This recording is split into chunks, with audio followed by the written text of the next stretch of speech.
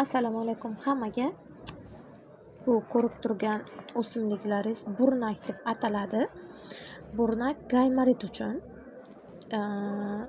borib doktoriga yuvdirib, tozalatib nimalardir qilishlaringizni keragi yo'q. Bu oddiygina giyohdan shifo topasizlar xudo xolasa. Buni 2-3 donasini xuddi mana shunaqa olasizlar, qaranglar. Tikonidan ajratib olasizlar. Ichidan machalkasi bilan urug'i chiqadi. Yaxshilab quritib, issiq joyda quritib, qog'ozga o'rab, parashok qilib hidlaysizlar. Hidlaganlaringizdan keyin diazolin tabletka ichinglar bir donadan. Keyin bodom yog' tomizasizlar. 2 tomchidan o'sha hidlagandan keyin bodom yog' tomizasiz, shitobi allergiya kuchayib ketmasligi uchun.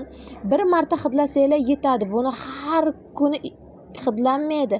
Ko'pchilik foydalanishni bilmaskanda, mana kecha birov isiriqqa qo'shib tutatdim deydi, birov ezmasdan turib butun turishiga hidladim deydi. Unaqa bo'lmaydi. Именно o'zimga sinab ko'rganman.